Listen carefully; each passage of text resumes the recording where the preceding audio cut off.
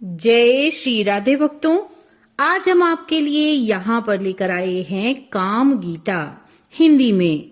भक्तों, महाभारत के आश्वमेधिक पर्व के अंतर्गत भगवान श्री कृष्ण और धर्मराज युधिष्ठिर के संवाद के रूप में काम गीता प्राप्त है।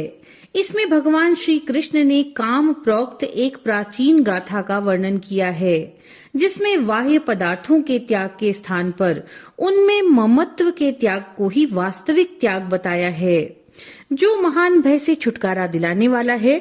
अत्यंत लघु कलेवर वाली ये काम गीता हम आपको सुनाने जा रहे हैं हिंदी में। तो चलिए शुरू करते हैं। भगवान श्री कृष्ण कहते हैं, भारत, केवल राज्य आदि बाह्य पदार्थों का त्याग करने से ही सिद्धि प्राप्त नहीं होती। शारीरिक द्रव्य का त्याग करके भी सिद्धि प्राप्त होती है अथवा नहीं भी होती। बाह्य पदार्थों से अलग होकर भी जो शारीरिक सुख विलास में आसक्त है, उसे जिस धर्म और सुख की प्राप्ति होती है, वह तुम्हारे साथ द्वेष करने वालों को ही प्राप्त हो।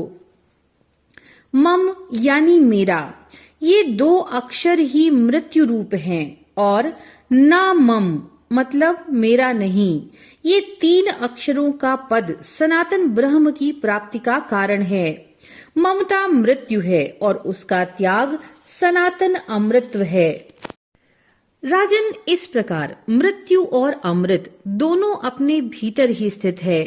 ये दोनों अदृश्य रहकर प्राणियों को लड़ाते हैं, अर्थात किसी को अपना मानना, किसी को अपना ना मानना, ये भाव ही युद्ध का कारण है, इसमें संशय नहीं है।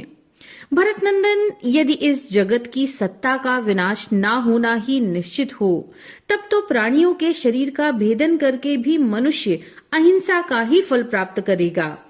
चराचर प्राणियों सहित समूची पृथ्वी को पाकर भी जिसकी उसमें ममता नहीं होती, वह उसको लेकर क्या करेगा, अर्थात उस संपत्ति से उसका कोई अनर्थ नहीं हो सकता। किंतु कुंती नंदन, जो वन में रहकर जंगली फल मूलों से ही जीवन निर्वाह करता है, उसकी भी यदि द्रव्यों में ममता है तो वह मौत के मुख में ही विद्यमान है। भारत, बाहरी और भीतरी शत्रुओं के स्वभाव को देखिए, समझिए, ये मायामय होने के कारण मिथ्या है, ऐसा निश्चय कीजिए। जो माइक पदार्थों को ममत्व की दृष्टि से नहीं देखता, वह महान भय से छुटकारा पा लेता है। जिसका मन कामनाओं में आसक्त है, उसकी संसार के लोग प्रशंसा नहीं करते हैं। कोई भी प्रवृत्ति बिना कामना के नहीं होती और समस्त कामनाएं मन से ही प्रकट होती हैं। विद्वान पुरुष कामनाओं को दुख का कारण मानकर उनका परित्याग कर देते हैं। योगी पुरुष अनेक जन्मों के अभ्यास से योग को ही मोक्ष का मार्ग निश्चित करके कामनाओं का नाश कर डालता है।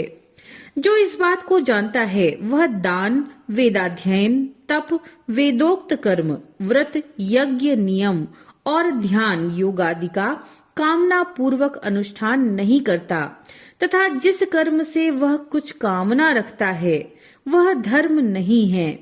वास्तव में कामनाओं का निग्रह ही धर्म है और वही मोक्ष का मूल है।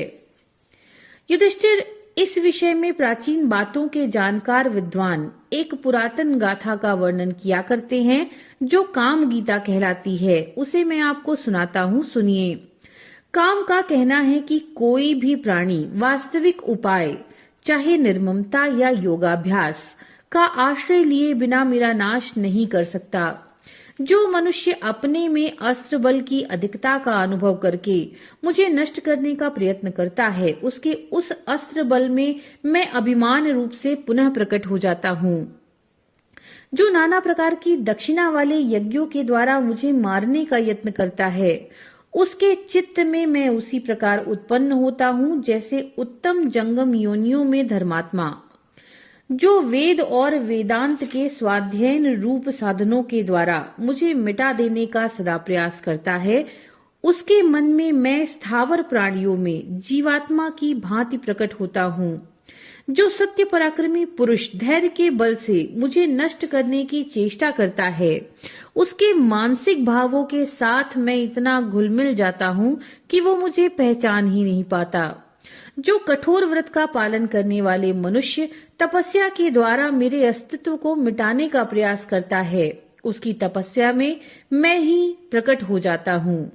जो विद्वान पुरुष मोक्ष का सहारा लेकर मेरे विनाश का प्रयत्न करता है, उसकी जो मोक्ष विषयक आसक्ति है, उसी से वह बंधा हुआ है, ऐसा विचार कर मुझे उस पर हंसी आ जाती है और मैं खुशी के मारे नाचने लगता हूँ। एकमात्र मैं ही समस्त प्राणियों के लिए अवध्य एवं सदा रहने वाला हूँ।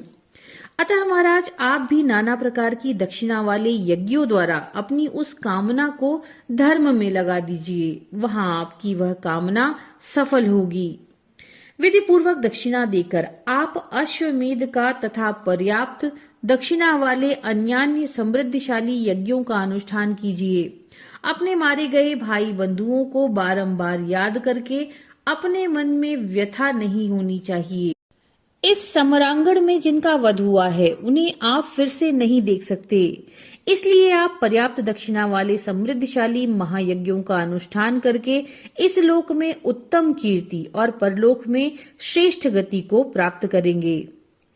इति श्री महाभारते आश्वमेधिक पर्वाणि कृष्ण धर्मराज संवादे कामगीता संपूर्णा। नमो नारायण।